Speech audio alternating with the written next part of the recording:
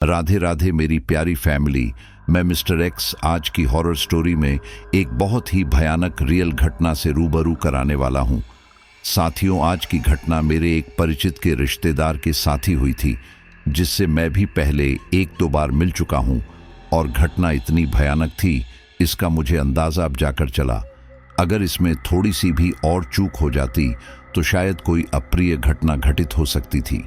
अब देखिए, आप और हम जैसे लोग जो दिन भर अपने काम से मतलब रखते हैं, अपने परिवार को पालते हैं और कोई गलत काम भी नहीं करते हैं, उसके बावजूद भी ऐसी अलौकिक चीज हमारे पीछे क्यों लग जाती है, यह मुझे आज तक समझ नहीं आया। लेकिन देखो, इतना जरूर है कि हर चीज किसी कारण की वजह से ही होती है। उस चीज का इतिहास कहीं ना कहीं हमसे जुड़ा हुआ होता है। तो मेरे इतने परिचित के साथ इतना भयानक हादसा हुआ, यह मुझे जानकर बड़ा दुख भी हुआ कि मैं लोगों की तो बहुत स्टोरियां आपको बताता हूं, लेकिन मेरे अपने ही लोगों के साथ ऐसी घटना हो जाती है जिसका मुझे पता ही नहीं था। तो जो भी साथी स्टोरी सुन रहे हैं, वह इस स्टोरी को तो आखिर तक जरूर ही सुने। चलिए शुरू करते हैं। रात के लगभग 2 बज रहे थे। अमित की आंख रसोई में हो रही खटर पटर से खुल गई। जब वह रसोई की तरफ गया तो रात के सन्नाटे और गहन अंधेरे में उसने जो दृश्य देखा वह लगभग अपनी चेष्टा खोने ही वाला था। लेकिन तभी उसे ध्यान आया कि सामने जो औरत इस समय एक कबूतर को नोच नोच कर खा रही थी, वह उसकी पत्नी थी, उसका प्यार था, और यह हरगिज भी आरती तो नहीं हो सकती थी। आखिर क्या हो गया था आरती को? अमित के अंदर जितनी जान थी, उसने सारा जोर लगाकर आरती को पुकारा, और उसके पुकारने पर आरती रुक भी गई। उसने अपने आप को देखा, अस्त व्यस्त हो रही रसोई को देखा, अपने कपड़ों पर लगे हुए खून और अपने हाथ में पकड़े हुए कबूतर के शव को देखा। यह सब देखकर वह जोर से चिल्लाई और बेहोश हो गई। अमित ने जल्दी जल्दी आरती को उठाया और उसे बेडरूम की तरफ ले गया। काफी देर तक उसके मुंह पर छींटे करने पर भी जब उसे होश नहीं आया, तब उसने अपने हाथ धोए और भागा भागा मंदिर से गंगा जल लेकर आया। गंगा जल छिड़कने के बाद आरती को होश आ गया। उसने अपनी हालत देखी और चुपचाप उठकर बाथरूम की तरफ चली गई। बहुत देर तक आरती स्वयं को ताजे पानी से धोती रही, नहाती रही, ताकि जो घृणित कार्य वह कर रही थी उसके एहसास से वह मुक्त हो सके। लेकिन जब वह नहाकर निपटी और कपड़े पहनने लगी, तभी उसने बाथरूम में लगे आईने में स्वयं को देखा।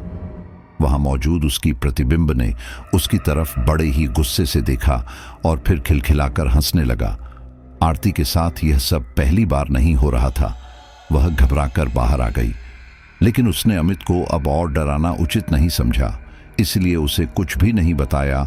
वह सीधा अपने बिस्तर पर लेट गई और चादर से मुंह ढककर सोने का नाटक करने लगी। अमित भी उसे कुछ पूछकर अभी परेशान नहीं करना चाहता था, इसलिए वह भी नहाने चला गया। अब तक वह रसोई साफ कर चुका था। यह सब आरती के साथ पिछले 5 महीने से हो रहा था। आरती और अमित वह दोनों एक संपन्न परिवार से संबंध रखते थे। उनका गाय भैंसों का एक डेयरी फार्म था, जिसमें 2 नौकर काम करते थे। अमित उस डेयरी फार्म में दूध का हिसाब किताब करता था, और उसके बाद बाकी का समय वह अपने पिताजी राजवीर पवार के साथ उनके ऑफिस में बिताता था, जो बिल्डिंग बनाने और बेचने का कार्य करते थे। आरती की सास बहुत पहले ही स्वर्ग सुधार गई थी। उस समय अमित की आयु केवल 15 वर्ष थी। आज से 5 महीने पहले लगभग दिवाली के आसपास का समय था। अभी दिवाली में 15-20 दिन शेष थे, और उनके दोनों नौकरों ने अपने घर जाने की इच्छा व्यक्त की। अक्सर यह लोग दिवाली और होली के समय पर छुट्टी ले लिया करते थे, लेकिन अक्सर ऐसा होता था कि दोनों इस तरह छुट्टी लेते कि कभी भी अमित और आरती पर कार्य का बोझ ना पड़े। लेकिन इस बार दोनों ही के घर में जरूरी काम था, जिसे वह टाल नहीं सकते थे। छोटू राम के लड़का हुआ था, और सभी परिवारजन उसका इंतजार कर रहे थे कि कब वह आए और अपने बेटे का मुख देखे। वहीं दूसरी ओर मदन, जो बंगाल का रहने वाला था, उसकी माताजी अस्पताल में भर्ती थी और आखिरी सांसें गिन रही थी। उन्हें भी मदन का चेहरा देखने की प्रतीक्षा थी। इस तरह जन्म और मृत्यु के खेल में मजबूर होकर अमित और आरती को छोटू लाल और मदन दोनों ही को जाने की इजाजत देनी पड़ी। जाते जाते मदन ने वादा किया कि उसके गांव का एक आदमी जल्द ही उनके पास आ जाएगा और उनके हिस्से का कार्य करेगा। उनके गांव जाने के बाद 25 से 30 भैंसों का कार्यभार अकेले अमित और आरती पर आन पड़ा। उन्होंने बहुत कोशिश की कि उन्हें कोई और नौकर मिल जाए, परंतु ऐसा हो न सका। उनकी डेयरी फार्म 5000 गज के एक प्लॉट पर बनी हुई थी, जिसके बगल में ही एक नाला बहता था और आसपास काफी खुला पार्क था। वह कच्ची जगह पर बनी हुई डेयरी थी। हालांकि डेयरी में सभी सुख सुविधा थी, परंतु आरती ने कभी भी गाय भैंसों का चारा पानी, उनका नहाना धुलाना इत्यादि नहीं किया था। लेकिन वह अमित को भी अकेले यह सब करते हुए नहीं देख सकती थी। इसीलिए दोनों ही आदमी सुबह शाम अपने पालतू जानवरों के साथ व्यस्त रहने लगे। एक दिन सुबह सुबह अमित जब दूध बांटने के लिए गया हुआ था, तो आरती, जो कि बहुत ही धार्मिक स्वभाव की एक सुंदर महिला थी और जिसकी आयु मात्र 25 वर्ष ही थी, वह अपनी भैंसों और गायों को चारा पानी देने लगी। उस दिन आरती का एकादशी का व्रत था और उसे नहा धोकर जल्दी से पूजन कार्य भी संपन्न करना था, लेकिन गाय भैंस थी कि खाने का नाम ही नहीं ले रही थी। आपने महसूस किया होगा कि जानवरों को इंसानों की अपेक्षा बुरे वक्त का या कुछ भी गलत होने की संभावना पहले ही पता चल जाती है। एक भैंस ने गुस्से में आकर सींग बिजली के बोर्ड पर मार दिया। वह तो शुक्र है कि भैंस को कुछ नहीं हुआ और बोर्ड टूट गया। तब आरती को ध्यान आया कि शायद जानवरों को प्यास लग रही होगी और उन्हें पानी पीना होगा, इसलिए वह मोटर चलाकर उन्हें जल पिलाने की कोशिश करने लगी। उसने डरते डरते मोटर का टूटा हुआ जो प्लग था, उसमें से दोनों तार बाहर निकाले और उन्हें बोर्ड में लगाने की कोशिश करने लगी।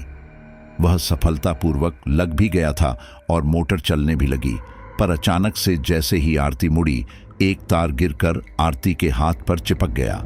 उसके वस्त्र भी गीले थे और वह सीधी उसकी तीव्र करंट के चपेट में आ गई। आरती को कुछ याद नहीं रहा और वह बेहोश हो गई। कुछ देर बाद जब उसे होश आया, तब उसने देखा कि उसके हाथ में अभी भी तार चिपका हुआ था और अपने शरीर में बिजली को बहुत ही तेज गति से दौड़ रहा करंट महसूस कर रही थी। वह चिल्लाना चाहती थी, पर चिल्ला नहीं पा रही थी, क्योंकि करंट की वजह से उसका मुंह खिंच गया था। फिर भी उसके अंदर जितनी जान थी, वह चिल्लाकर मदद मांगने की कोशिश करने लगी। लगभग 1 या 2 प्रयासों के बाद वह बेहोश हो गई और उसकी आंखें बंद हो गई। जब आरती को होश आया, तो वह डेयरी के आसपास रहने वाले लोगों की भीड़ से घिरी हुई थी। उसने अपने आप को देखा, केवल उसका सर बाहर था और गर्दन तक उसे सूखे मिट्टी के ढेर में दबा दिया गया था। अभी आरती कुछ समझ पाती, इससे पहले ही एक महिला ने आरती का मुंह खोलकर उसमें गरम गरम दूध डाल दिया। आरती ने एक जोरदार हूक भरी और उसके बाद वह बेहोश हो गई। लेकिन बंद होती हुई आंखों से उसने अमित को देखा था, जो भीड़ को चीरते हुए आरती के पास आ रहा था। आरती तो बेहोश हो चुकी थी, लेकिन अमित ने एम्बुलेंस को पहले ही बुला लिया था।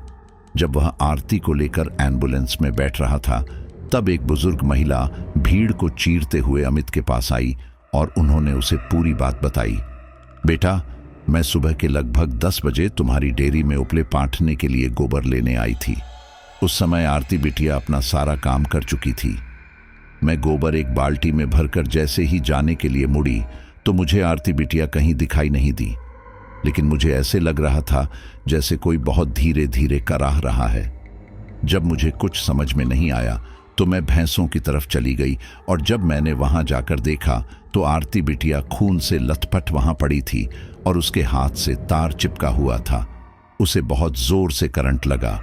मुझे कुछ समझ नहीं आया, इसलिए मैं सामने रहने वाले सभी लोगों को आवाज देकर बुला लाई।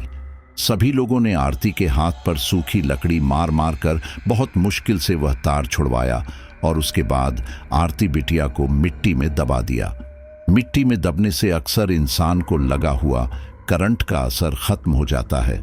वह खून के दौरे को सही करता है और इतने में ही किसी ने तुम्हें फोन कर दिया। लेकिन इन सभी बातों को घटित हुए 1-1.5 घंटे से अधिक का समय हो गया है। इसीलिए मैं तुमसे विनती करती हूँ कि जल्द से जल्द बिटिया को अस्पताल भेजो, उसकी जान खतरे में है। उस बुजुर्ग महिला के द्वारा कहे गए आखिरी के शब्द अमित के दिमाग में ऐसे ही घूम रहे थे कि आरती की जान खतरे में है। इस घटना को बीते हुए पूरा दिन हो गया। लेकिन आरती को होश नहीं आया। वह नर्सिंग होम में एडमिट थी। उसके सारे शरीर पर विभिन्न तरह के उपकरण लगे हुए थे। डॉक्टर हर तरह से उसकी जांच करना चाहते थे। उसका दिल और दिमाग दोनों ही काम कर रहे थे, लेकिन फिलहाल शरीर में किसी तरह की कोई भी हरकत नहीं थी। आरती के माँ और पिताजी भी यह बात सुनकर वहां पहुंच चुके थे। आरती की माँ का तो रो रो कर बुरा हाल था और उनकी 1 वर्षीय बेटी का भी। वह अपनी माँ को अपने आसपास न पाकर पूरी तरह व्याकुल थी। राजकरण सिंह, जो कि आरती के पिता थे, उन्होंने आरती की माता अंजना देवी से कहा, आरती की माँ, संभालो अपने आप को। अगर तुम इसी तरह रोती रहोगी तो तुम्हारी नातिन का क्या हाल होगा? उसे कौन चुप करवाएगा? एक तो आरती को अपने आसपास न पाकर वह वैसे ही दुखी है। उनकी यह बात सुनकर जैसे अंजना देवी होश में आई। ईश्वर का लिखा तो कोई भी नहीं बदल सकता था। ये बात महसूस होते ही वह झटपट उठ खड़ी हुई, अपने आंसू पहुंचे और अपनी नातिन को अपनी गोद में लेकर खिलाने लगी। वह उसे चुप करते करते कमरे से बाहर ले गई और अपने घर से लाया हुआ दूध उसे पिलाकर उसे सुलाने की चेष्टा करने लगी। अमित को यह सब देखकर थोड़ी राहत महसूस हुई। उसके पिता राजवीर सिंह और अमित दोनों ही बहुत घबरा रहे थे, लेकिन आरती के माता पिता के आ जाने से अब उन्हें थोड़ा अच्छा लग रहा था। इसी तरह कमरे के बाहर चहलकदमी करते करते वह पूरा दिन बीत गया, लेकिन आरती को होश नहीं आया। पूरी रात बीत गई, लेकिन आरती फिर भी नहीं उठी। अगले दिन सुबह अमित ने डॉक्टर साहब से पूछा, डॉक्टर साहब, आरती को होश क्यों नहीं आ रहा है? डॉक्टर साहब ने अपनी चिंता व्यक्त करते हुए कहा, देखो अमित, हम सब जानते हैं कि आरती के साथ बहुत ही बड़ा हादसा हुआ है। इतनी बड़ी चोट से उभरने के बाद क्या तुम अपेक्षा करते हो कि वह अभी ही उठकर बैठ जाए? लेकिन तुम्हारी चिंता में समझ सकता हूं। उसका होश में आना बहुत जरूरी है, वरना वह कोमा में जा सकती है, जो कि मैं नहीं चाहता कि किसी भी हालत में हो। अमित ने कहा, हाँ डॉक्टर साहब, मैं भी आपसे यही कहना चाहता हूं कि इस तरह आरती के बेहोश पड़े रहने से अवश्य ही कोई ना कोई समस्या हो सकती है। आप कहें तो मैं आरती को किसी बड़े अस्पताल में भर्ती करवा दूं। डॉक्टर शाह ने अमित के कंधे को थपथपाते हुए कहा, देखो बेटा, मैं तुम्हारी चिंता समझता हूं, इसलिए मैंने इस शहर के सबसे बड़े न्यूरोलॉजिस्ट डॉक्टर सिंह को बुलाया है और वह अभी आरती का निरीक्षण करके हमें सारी सच्चाई से अवगत करवा देंगे। उसके बाद हमें जो भी जरूरी लगेगा वह हम करेंगे। डॉक्टर साहब चले गए और अमित इसी तरह कमरे के बाहर चहलकदमी करता रहा। पीहू अपनी नानी के साथ उनके घर चली गई थी, क्योंकि यहाँ पर एक छोटे बच्चों के साथ रहना अभी बहुत मुश्किल था। इस समय आरती के पास कोई नहीं था। उसे भी बिल्कुल समझ में नहीं आ रहा था कि वह क्या करे, इसलिए वह थक हार कर आरती के पास टेबल पर बैठ गया और आरती का हाथ, जो कि इस समय पट्टियों में लिपटा हुआ था, क्योंकि करंट ने काफी हद तक आरती के चेहरे को छोड़कर बाकी सभी शरीर के हिस्सों पर बहुत गहरे जख्म दिए थे। आरती के हाथ को अपने हाथों में लेते ही अमित का रोना छूट गया। वह एक छोटे बच्चों की तरह रोने लगा। उसने अपनी माँ को बहुत पहले ही खो दिया था। वह नहीं चाहता था कि वह आरती को भी खो दे। रोते रोते अमित ने भगवान से प्रार्थना की कि आरती को जल्दी ठीक कर दें। उसके बाद उसने आरती का माथा चूमा। अमित के आंसू आरती के गालों पर गिर रहे थे।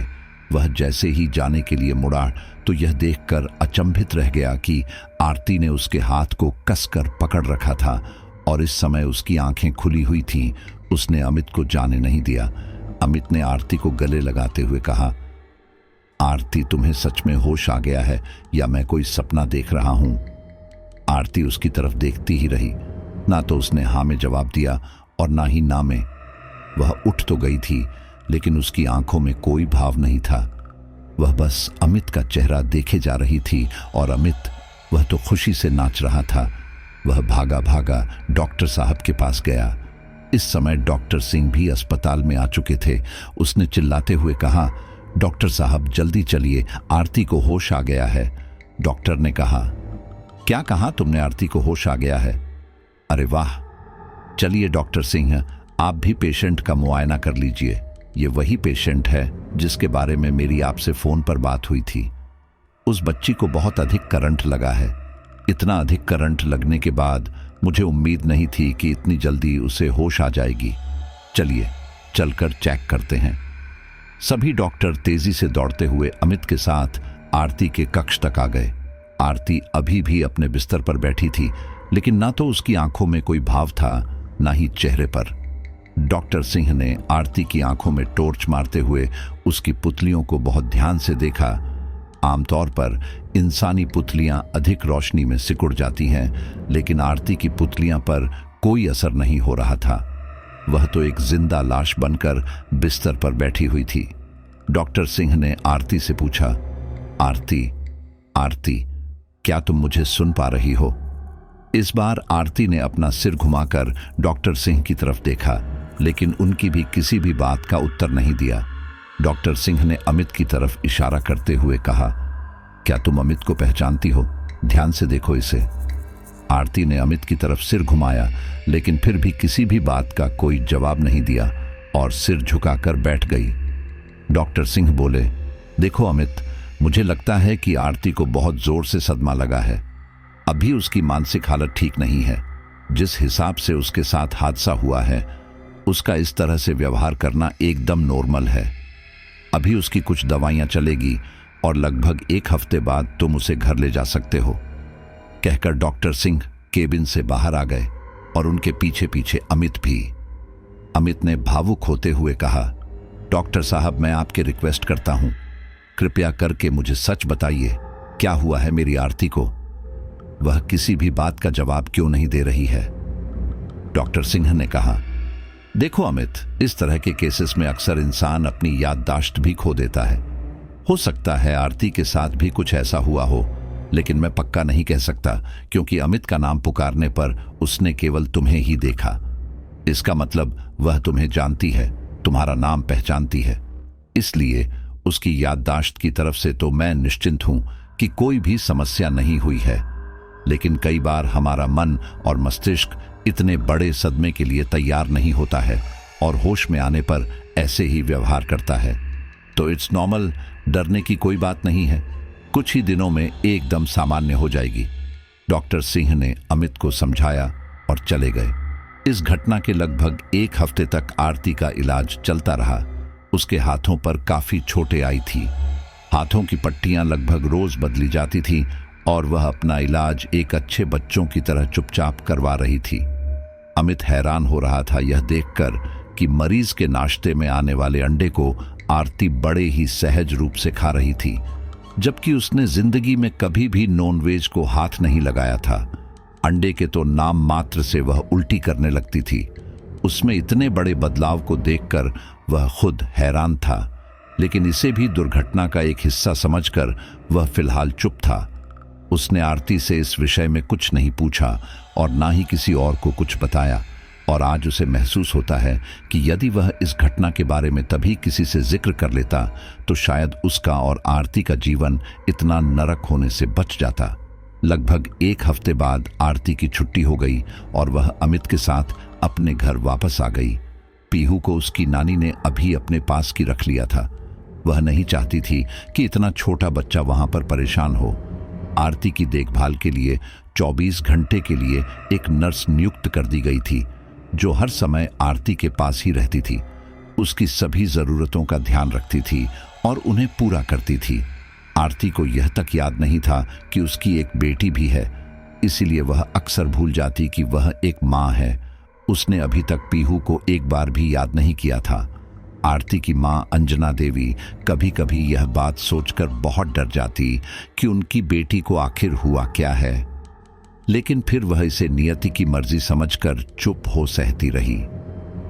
घर आने के बाद भी वह चारों तरफ इस तरह देख रही थी मानो किसी और के घर में आई हो।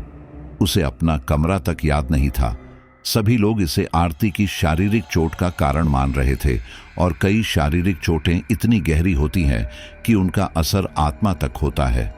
इसीलिए सभी लोग फिलहाल इस बात को साधारण ही मान रहे थे। आरती के पास 24 घंटे नर्स रहती थी और घर के काम करने के लिए 2 सहायिकाएं पवार जी ने लगा दी थी। फिलहाल उनकी गृहस्थी किसी तरह चल रही थी। पीहू अपनी नानी के पास थी और घर फिलहाल संभाल रही थी, पर आरती को अमित संभालने की कोशिश कर रहा था। वह उसे अक्सर पुरानी बातें बताया करता कि वह लोग किस तरह मिले, किस तरह उनकी शादी हुई, आदि आदि। आरती सदैव उसकी बातें सुनी आंखों से सुनती, लेकिन जवाब नहीं देती। ज्यादा बात करने से फिलहाल डॉक्टर ने भी मना किया हुआ था। वह नहीं चाहते थे कि आरती के दिमाग पर किसी भी तरह का कोई बोझ हो। आरती को घर आए लगभग 1 महीना हो गया था। उस दिन अमित सो रहा था। वह काफी थक गया था, इसलिए उसकी आंख देर शाम तक लगी रही।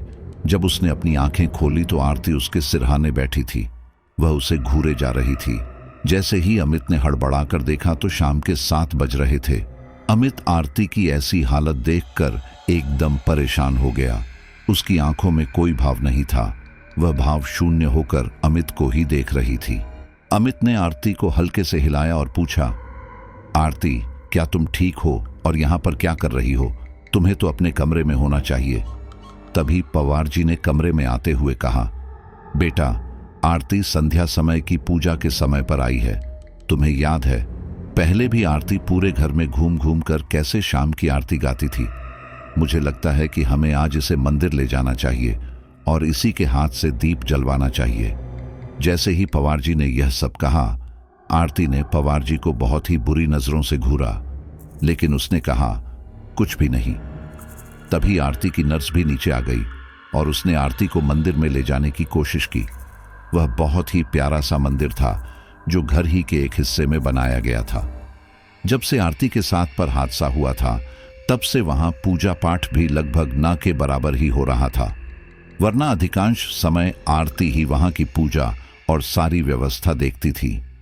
जैसे ही नर्स ने आरती को वहां ले जाने की कोशिश की, आरती ने चिल्लाते हुए नर्स को धक्का मारा और भागते हुए वापस अपने कमरे में जाकर अंदर की कुंडी लगा ली।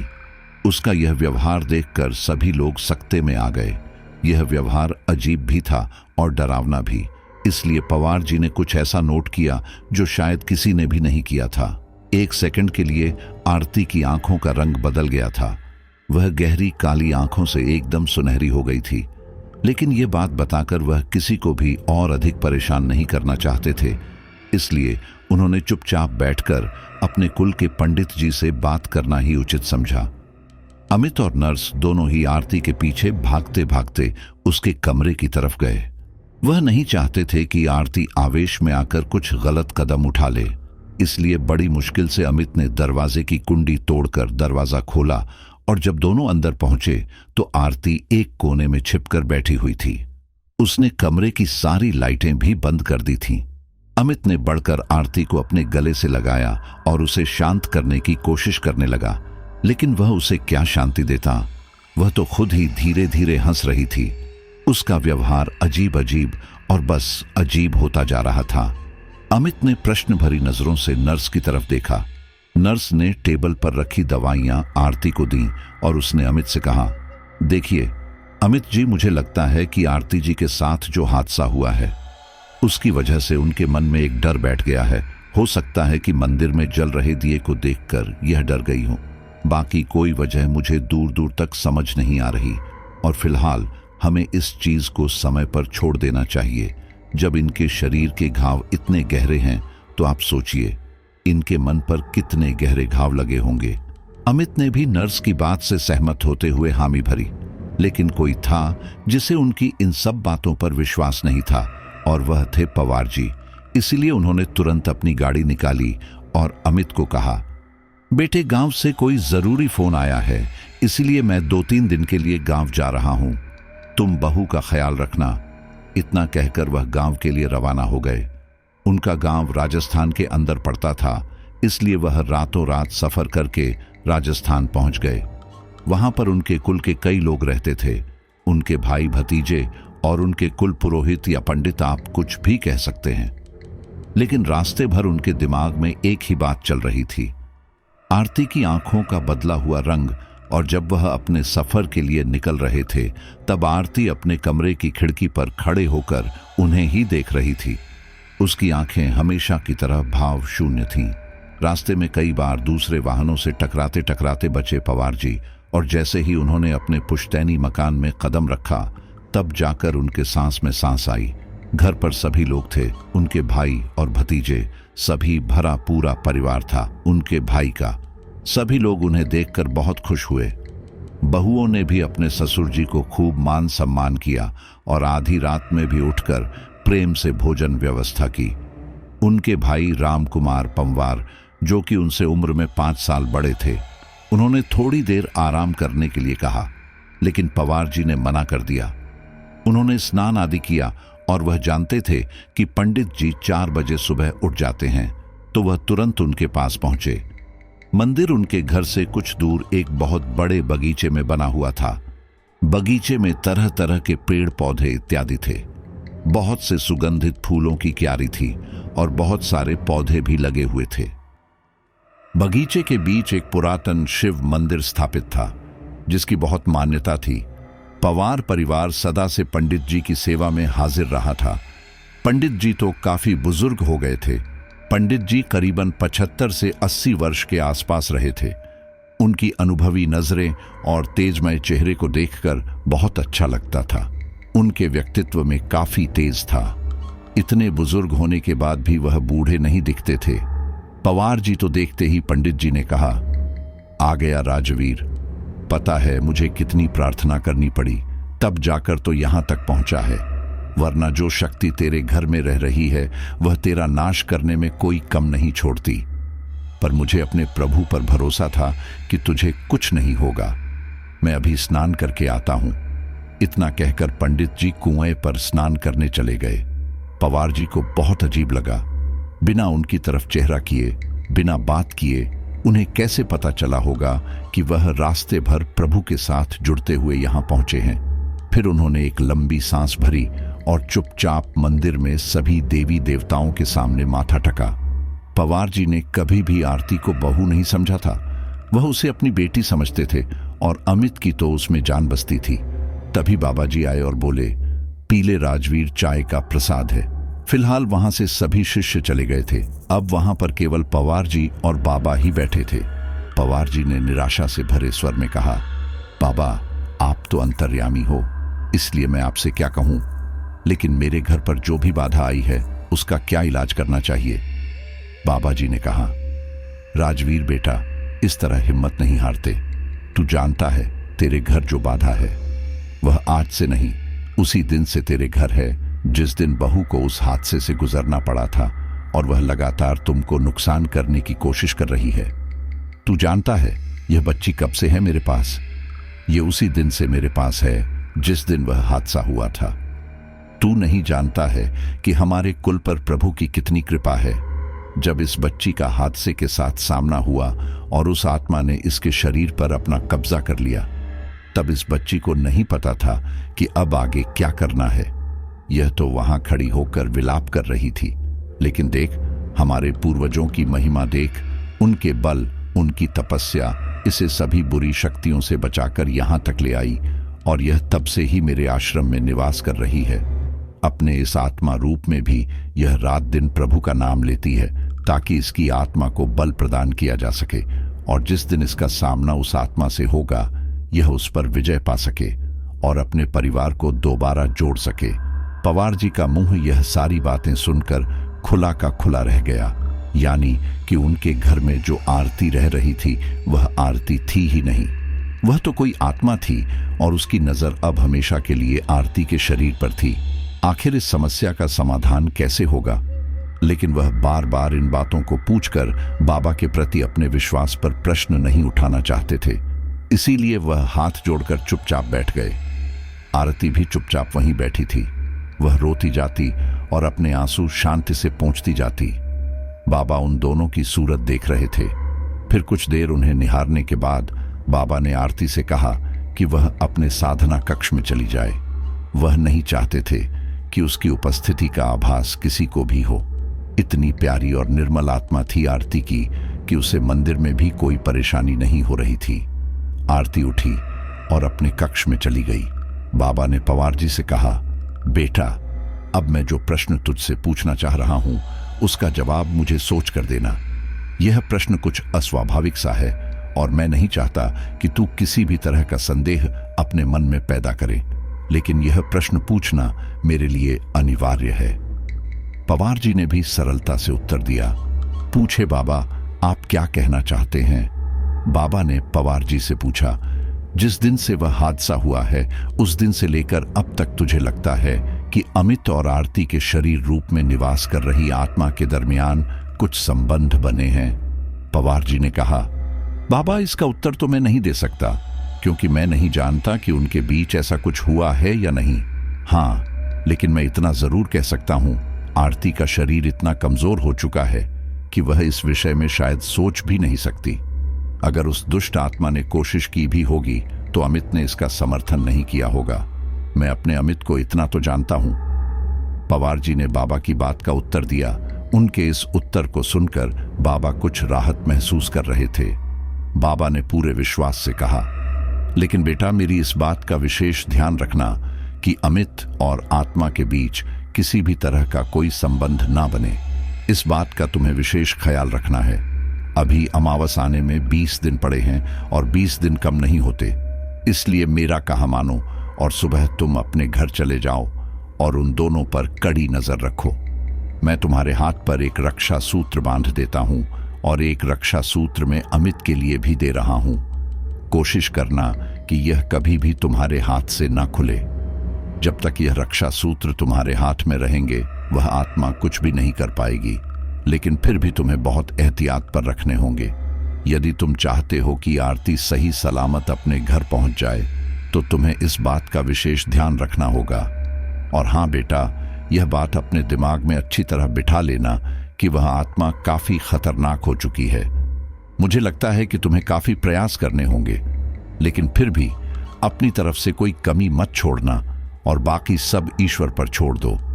अपने मन में हमेशा ईश्वर के प्रति अपनी आस्था का दिया जलते रहने देना। देखना, इसी विश्वास से वह आत्मा हार मानेगी। पवार जी आश्रम में ही बाबा के पास रात को रुके और सुबह नहा धोकर आरती करने के बाद वह अपने भैया के घर गए। वहां पर उन्होंने अपने भैया को सारी बात बताई। ये बात सुनकर सबके पैरों तले जमीन खिसक गई। उनके भैया ने भी उनके साथ चलने का आग्रह किया, लेकिन पवार जी बोले, मैं जानता हूं भैया, आपने बचपन से लेकर अब तक कभी भी मुझे अकेले नहीं छोड़ा है, लेकिन बात यहां पर साथ देने या ना देने की नहीं है। बात यहां जीवन और मृत्यु की है। मैं नहीं चाहता कि मेरी एक गलती की वजह से आपकी जान को कोई खतरा हो, और वहां तो पल पल जान का खतरा है। पवार जी की यह बात सुनकर उनके भतीजे ने उनके साथ चलने को कहा। चलिए चाचा जी, मैं आपकी बात मानता हूं कि पिताजी को इस उम्र में वहां ले जाना ठीक नहीं है, लेकिन आप मुझे तो अपने साथ लेकर चल सकते हैं ना? पवार जी ने कहा, नहीं धीरज बेटा, मैं तुम्हें भी अपने साथ नहीं लेकर जा सकता हूं। मैं नहीं चाहता हूं कि इस आत्मा को किसी भी तरह यह लगे कि मैं उस पर नजर रख रहा हूं, और मैं नहीं चाहता हूं कि मेरी वजह से या मेरे परिवार की वजह से मेरे किसी भी बेटे पर कोई भी आंच आए। जैसे अमित मेरा बेटा है, वैसे ही तुम मेरे बेटे हो। मैं तुम्हें भी नहीं खो सकता। कहते कहते पवार जी अपने भैया के घुटनों पर सर रखकर रोने लगे। उसके बाद उनके भैया ने सभी को उंगली से चुप रहने का इशारा किया और प्यार से बहुत देर तक पवार जी की पीठ पर हाथ फेरते रहे। जब पवार जी कुछ सामान्य हुए तब सब लोगों ने नाश्ता किया और भरे नैनों से पवार जी को विदा किया। रास्ते भर पवार जी यही सोचते हुए आ रहे थे कि आज से 5 साल पहले अमित के साथ आखिर यह हादसा क्यों हुआ था, और वह तो इस हादसे को लगभग भूल गए थे। उन्हें तो लगता था कि अब उनके और उनके बेटे का जीवन सुख में व्यतीत होगा, और जो कुछ भी हुआ शायद उसमें अमित और उसके पिता की कोई गलती भी नहीं थी। फिर भगवान उन्हें इतनी बड़ी सजा क्यों दे रहा था? यही सोचते हुए पवार जी गाड़ी चला रहे थे। आज से लगभग 5 वर्ष पहले की बात है। पवार जी के भतीजे यानी धीरज के लिए लड़की देखने के लिए सारा परिवार उत्तर प्रदेश के एक गांव में गए थे। धीरज के लिए जिस लड़की को देखने गए थे वह उन्हें अच्छी तो लगी, लेकिन बाद में रिश्तेदारों से पता चला कि उसके माता पिता काफी लड़ाकू प्रवृत्ति के थे और झगड़ालू प्रवृत्ति की वह लड़की भी थी। इसलिए वह नहीं चाहते थे कि आगे जाकर परिवार को कलह का सामना करना पड़े, इसलिए उन्होंने उस रिश्ते के लिए ना कह दी। अमित भी वहां गया था। उस लड़की की एक सहेली थी आशा। उसने जैसे ही अमित को देखा वह अमित को अपना दिल दे बैठी और उसे अपना पति मानने लगी। जब अमित वहां से वापस आ गया तो 2 दिन बाद उसके पास उस युवती का फोन आया और उसने अपना परिचय दिया। उसने अमित से मिलने के लिए कहा। अमित भी उस समय बच्चा ही था, इसलिए वह भी उस युवती से मिलने के लिए तैयार हो गया और वह लड़की परीक्षा देने के बहाने दिल्ली आई और अमित से मिली। देखने में वह काफी खूबसूरत थी और अमित वह तो बहुत ही खूबसूरत था। दोनों ही एक दूसरे को पसंद करने लगे। उनका सिलसिला फोन पर यूं ही चलता रहा और धीरे धीरे यह सिलसिला मुलाकात में बदल गए। धीरे धीरे 1 साल बीत गया और फिर आया करवा चौथ का त्योहार। आशा ने भी अमित के लिए व्रत रखा, लेकिन संयोगवश उसकी मां को उस पर शक हो गया, इसलिए उसे कमरे में बंद कर दिया गया। पर आशा ने हार नहीं मानी और वह भागकर अमित के घर आ गई। उसे अचानक दुल्हन के रूप में अपने सामने खड़ा देख अमित के होश उड़ गए। पवार जी के तो हाथ पैर ठंडे हो गए। उन्होंने उससे सब कुछ पूछा और उसे शांति से बैठने के लिए कहा। पवार जी ने कहा कि वह इस शादी का समर्थन करेंगे और उसके घर पर बात करेंगे, लेकिन इस तरह भागकर आना ठीक नहीं था। वह लड़की लगातार कहती रही कि उसके घर वाले नहीं मानेंगे, नहीं मानेंगे, लेकिन रावत जी ने भागकर शादी करने की अनुमति नहीं दी और उसके घर पर फोन करके उन्हें बुला लिया। उन्होंने उसके परिवार वालों से खूब बात करने की कोशिश की, लेकिन उसके बाप और भैया ने एक नहीं सुनी। वह उसे अपने साथ घसीटते हुए ले गए। उसके करुण विलाप से अमित के दिल का एक एक तार छलनी हो रहा था। वह भी गुस्से भरी नजरों से रावत जी को देख रहा था, लेकिन रावत जी ने जो किया वह सही किया। फिर दिवाली से 1 हफ्ता पहले उन्हें पता चला कि उसके परिवार वालों ने उस युवती को खत्म कर दिया है। उसके परिवार वालों का कहना था कि कहीं और उसकी शादी करना चाहते थे, लेकिन आशा यही कहती रही कि वह अमित के सिवा किसी से शादी नहीं करेगी। उसने अमित को अपना पति मान लिया है और यही कहते रहते उसके सीने में गोली दाग दी गई। उसके बाद उसका क्या हुआ, उसके परिवार का क्या हुआ, किसी को भी नहीं पता था। लेकिन हर बार जब भी दिवाली आई, या तो परिवार में किसी की मृत्यु हो जाती या कोई मृत्यु तुल्य बीमार हो जाता। और अब की बार जब अमित और आरती की शादी हुई तो आज आरती के साथ यह हादसा हो गया। रावत जी पूरे रास्ता यही सोचते हुए आए कि आखिर इन सब में उनकी और अमित की गलती क्या थी। वह तो शादी के लिए तैयार ही थे। यदि वह लोग मान जाते तो आज उनके घर की बहू आशा होती। उन्हें आशा पर बहुत तरस भी आ रहा था और उसके इस तरह आरती के शरीर पर कब्जा करने के लिए गुस्सा भी आ रहा था। अब तो वह बहुत मजबूर महसूस कर रहे थे। पवार जी जब घर पहुंचे तो रात हो चुकी थी और आरती छत पर खड़ी थी। उसके बाल लहरा रहे थे और वह बहुत गुस्से में रावत जी की तरफ देख रही थी। 1 मिनट के लिए तो पवार जी उसे देखकर डर गए, लेकिन शीघ्र ही उन्होंने अपने आप को संभाला और ऐसा नाटक करने लगे जैसे वहां कोई है ही नहीं और उन्होंने कुछ नहीं देखा। वह घर में घुसे और पुकारने लगे, आरती आरती बेटा, कहाँ हो तुम अमित? उनके पुकारने से आरती और अमित दोनों ही उनके पास चले आए। अमित ने झुककर उनके पैर छुए और आरती ने दूर से ही उन्हें नमस्ते किया, क्योंकि उनके हाथ में रक्षा सूत्र बंधा था और वह उनके पास नहीं आ सकती थी। उसकी कड़वाहट भरी नमस्ते को अमित ने भी महसूस किया और वह आरती की तरफ देखने लगा, लेकिन आरती अमित को देखकर मुस्कुराने लगी। पवार जी को घर पहुंचे हुए 2-3 दिन हो गए थे और अभी तक आरती ने कोई ऐसी हरकत नहीं की थी जिससे पवार जी को कुछ खतरा हो, लेकिन वह हमेशा उन्हें नफरत से घूरते रहती और इस बात को घर के सहायक भी महसूस कर सकते थे। पवार जी तो उंगलियों पर दिन गिन रहे थे। वह तो चाहते थे शीघ्र ही यह 20 दिन पूरे हों और आरती की आत्मा को आरती के शरीर में प्रवेश करवाया जा सके, ताकि आशा की आत्मा को मुक्ति मिल सके। वह अब भी आशा का भला ही चाहते थे, लेकिन न आशा ने तब उनकी भावना को समझा था और न वह अब उनकी भावना को समझना चाहती थी। एक रात को जब सभी लोग खाना खाकर सो गए, रात के लगभग 2 बजे होंगे, पवार जी को अपने गले पर बहुत घुटन महसूस हो रही थी। ऐसे लग रहा था जैसे कि कोई उनका दम निकालकर ही मानेगा। उन्होंने घबराकर आंख खोली और उन्होंने अपने बेड से कुछ दूर आरती को खड़ा पाया। इस समय भी उसके बाल बहुत ही रहस्यमय ढंग से लहरा रहे थे और उसकी आंखें अंगारों की तरह दिख रही थी। वह गुस्से में पवार जी को घूरते ही जा रही थी। न उसने अपने हाथों का प्रयोग किया, न अपने पैरों का उपयोग किया, लेकिन पता नहीं किस ताकत से वह पवार जी के गले पर अपना शिकंजा बनाए हुए थी। तभी पवार जी को याद आया कि बाबा ने उनसे क्या कहा था। उन्होंने तुरंत अपने हाथ जोड़े और अपने मन में हनुमान चालीसा पढ़ने लगे। हनुमान चालीसा के धीरे धीरे स्मरण करने से आरती ने बहुत ही नफरत से पवार जी को देखा। एक जहरीली हंसी हंसी और कमरे के बाहर चली गई। तब पवार जी ने प्रभु का बहुत बहुत ध्यान धन्यवाद किया, परंतु उस दिन के बाद पवार जी की आंखों में नींद का नाम और निशान नहीं था। वह दिन और रात पूरे घर का मुआयना करते रहते। हर वक्त उन्हें अमित की चिंता सताए रहती। अगले दिन सुबह उन्होंने अमित को अपने कमरे में बुलाया। आरती के सिर में दर्द होने की वजह से वह सो रही थी और चुपके से उन्होंने अमित को अपने कमरे में आने के लिए कहा। अमित ने पवार जी के कमरे का दरवाजा खटखटाते हुए कहा, जी पिताजी, आपने मुझे बुलाया? पवार जी ने कहा, हाँ बेटा, बैठो। दरअसल मैं जो बात तुमसे करना चाहता हूं उसे ध्यानपूर्वक सुनना। यह बात तुम्हें भी पता होनी चाहिए। इतना कहकर पवार जी ने बाबा द्वारा बताई हुई सारी सच्चाई अमित को बता दी। उसे सुनकर अमित के होश उड़ गए। वह बिलख बिलख कर रोने लगा और पवार जी ने उसे अपने गले से लगा लिया।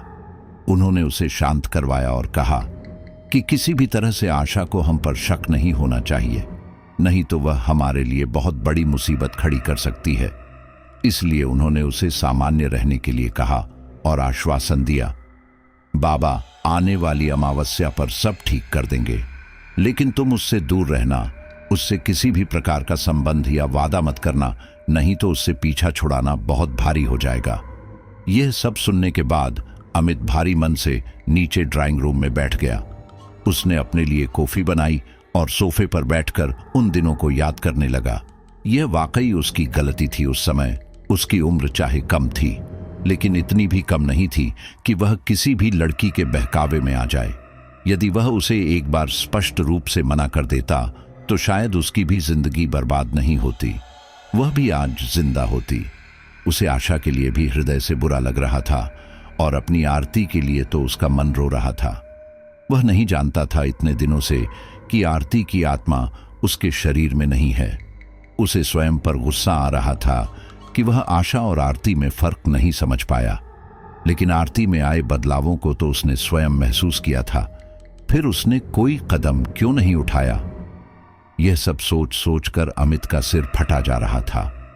इसी तरह दिन बीतते गए और पवार जी द्वारा रात दिन बजरंग बली के स्मरण से शायद आशा कोई कांड करने में सफल नहीं हो पाई। अमावस्या वाले दिन सुबह गांव से बाबा के साथ साथ पवार जी के बड़े भाई भी आए थे।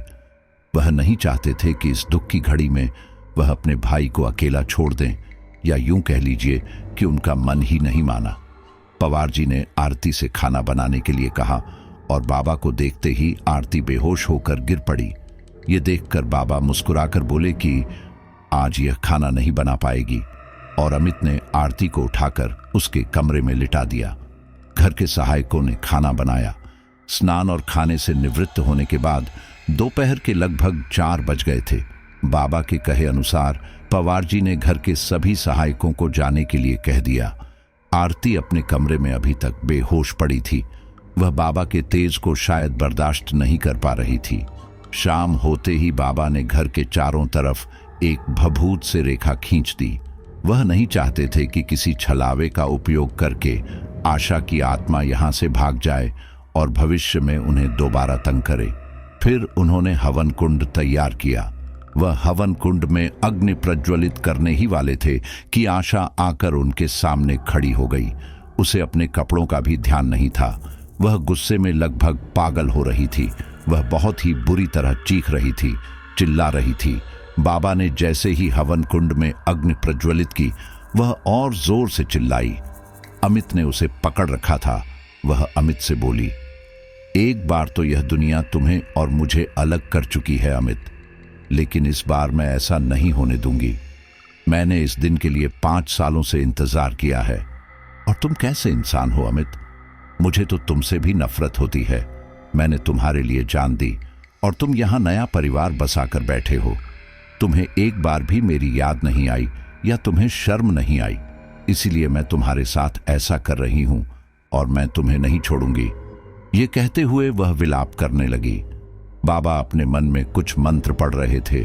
फिर उन्होंने कहा, अमित, तुम इसे छोड़ दो, ये कुछ नहीं कर पाएगी। इसको तो स्वयं मुक्ति की आवश्यकता है।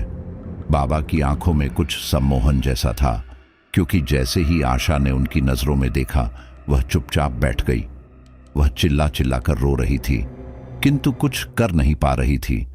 उसके बाद बाबा ने अमित से 16 पत्तों पर चावल, तिल और मिठाई रखकर उसे आशा का नाम लेकर ग्रहण करने का आग्रह किया। वह शायद आशा की मुक्ति के लिए मंत्र पढ़ रहे थे। लगभग 2 घंटे तक बाबा मंत्र पढ़ते रहे और अमित उसमें आहुति देता रहा। जैसे जैसे अमित आहुति दे रहा था, वैसे वैसे आशा का रूप बदलते जा रहा था। वह कुछ समय बाद निढाल होकर गिर गई। जैसे ही वह निढाल होकर गिरी, बाबा ने अपने झोले में से एक बोतल निकाली और उसका ढक्कन खोल दिया। उस बोतल में से एक धुआं जाकर आरती के शरीर में समा गया और आरती के शरीर में से एक धुआं प्रकाश कुंज में बदलकर विलीन हो गया। फिर बाबा ने उठकर हवन के पवित्र जल से आरती के शरीर पर छिड़काव किया। आरती ऐसे उठी जैसे वह सालों बाद उठी हो। उसने आंखें खोलकर चारों तरफ देखा। फिर उसने अपने शरीर पर हाथ लगाकर देखा। वह सभी वस्तुओं को हाथ लगाकर पता नहीं क्या देख रही थी। फिर जैसे ही उसने पवार जी के बड़े भाई की तरफ देखा, उसने फटाक से अपने सिर पर पल्लू रख लिया। ये देखकर बाबा हंसने लगे और पवार जी से बोले, ले भाई, लड़के, तेरी बहू वापस आ गई। अमित आरती को उसके कमरे में ले जाओ और यह हवन का पवित्र जल पूरे घर में छिड़क दो। उसके बाद अमित ने ऐसा ही किया और धीरे धीरे आरती को उसके कमरे में ले गया। इस घटना के लगभग 2 महीने बाद तक का समय लगा आरती को सामान्य होने में, लेकिन आज वह सामान्य जिंदगी जी रही है और अमित भी। शायद इस घटना का होना भी अनिवार्य था, वरना आशा के साथ बुरे से बुरा हो सकता था। पता नहीं कब तक वह इस आत्मा की योनि में भटकती रहती। साथियों, कुछ चीज हमारे साथ घटित होती है तो वह कहीं ना कहीं अच्छे के लिए ही होती है। अगर यहाँ पर आशा की आत्मा आरती के शरीर में नहीं आती तो आरती न जाने कितने सालों तक यूं ही भटकती रहती। और आप जानते हैं कि तांत्रिक और अघोरियों का समाज कितना भयानक होता है। कुछ दुष्ट तांत्रिक भी होते हैं जो इन आत्माओं को अपनी कैद में करके गलत काम करवाते हैं। क्योंकि आशा की जो आत्मा थी वह प्यार के लिए तड़पती हुई खत्म हुई थी, क्योंकि उसे उसका प्यार नहीं मिल पाया था, वह छीन लिया गया था। तो ऐसी आत्माओं के पास गुस्सा ज्यादा होता है, इसकी वजह से उनके पास शक्तियां भी ज्यादा होती है। तो कुछ लोग इनका गलत इस्तेमाल करते हैं अपने फायदे के लिए। तो अगर यहाँ पर आशा का आरती के शरीर में आना और इस प्रकार से मुक्ति पाना शायद पहले से ही परमात्मा ने निश्चित किया था। और साथियों, उम्मीद करता हूँ कि स्टोरी आपको बहुत ही अच्छी लगी होगी। अच्छा, आपको एक ज़रूरी बात और बता दूं कि मेंबर्स में माया की रहस्यमयी स्टोरी भी आपके सामने लेकर के आ चुका हूं, जो अपलोड भी हो चुकी है। वह माया की एक बहुत ही अंधेरी दुनिया है। वह स्टोरी एक ऐसे भयानक तंत्र मंत्र से जुड़ी हुई है जहां माया नाम की एक ही बहुत ही खौफनाक चीज़ है। अब ज़्यादा तो आपको उसके बारे में क्या बताऊं, वरना स्टोरी को सुनोगे तो आपको मज़ा नहीं आएगा, क्योंकि पहले ही उसके बारे में आपको सब कुछ बात रहेगी। तो यही कहूँगा कि पहले जाकर के मेंबरशिप को ज्वाइन कीजिए और उस स्टोरी का पूरा मज़ा लीजिए और मेंबरशिप को कंटिन्यू रखना, क्योंकि आगे भी आपके लिए कुछ भयानक तंत्र मंत्र स्टोरी वहाँ पर आने वाली है। चलिए कुछ साथियों को धन्यवाद करते हैं। साहिब शेख, ध्रुवी शाह, राजेंद्र बंसल, रोना अहमदी, नीकू ओडिशा, रघु दीवाल, आर श्रीनिवास बेंगलुरु, शशि सिंह मुंबई, ललित वर्मा आगरा, रामलला पटेल, सभी का बहुत बहुत धन्यवाद। मिलते हैं अगली स्टोरी पर।